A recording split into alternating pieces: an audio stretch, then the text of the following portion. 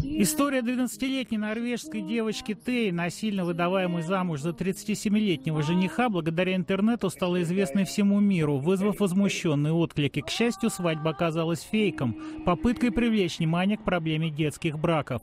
В Африке это реальность. Практически любая бедная семья охотно отдаст дочь замуж за выкуп в 10 коров, а то и за значительно меньшей. В странах Центральной Африки 40% девушек выходят замуж, не достигнув 18, а 12% 15 лет. В мире есть места, где девочек сегодня дают замуж в 8-9 лет. Многие подружки вышли замуж, и я вижу, как они страдают. Я не хочу замуж. Я хочу выучиться на доктора и через 10 лет помогать другим людям в своей стране.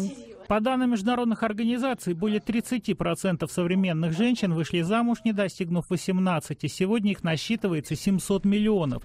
Если тенденция сохранится, то к середине этого века их будет уже 1 миллиард и 200 миллионов.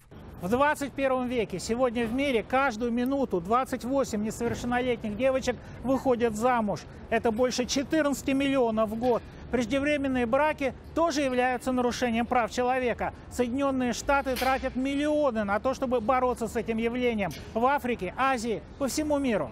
Американская неправительственная организация «Совет по делам народонаселения» представила результаты нового исследования в 3 африканских странах – Эфиопии, Танзании и Буркина-Фасо. Проект стоимостью $6 миллионов, рассчитанный на 6 лет, оплачивает агентство США по международному развитию.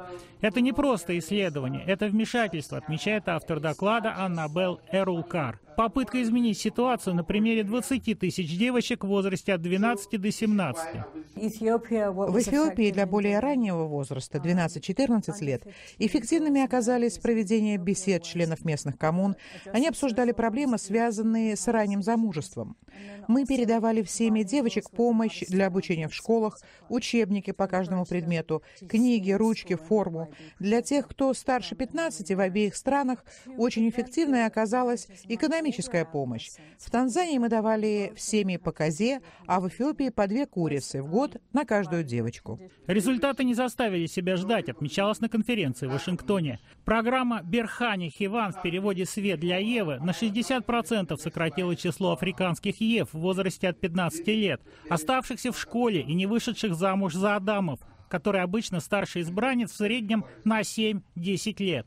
Число вышедших замуж в возрасте от 12 до 14 сократилось больше, чем на 90%. Сравнение проводилось между районами, где работала программа вмешательства, выдавали учебники, форму, курицы, козы и проводили беседы, с районами, где всего этого не было. Благодаря этой программе мои родители узнали о том вреде, который нанесет моему здоровью и моей жизни раннее замужество.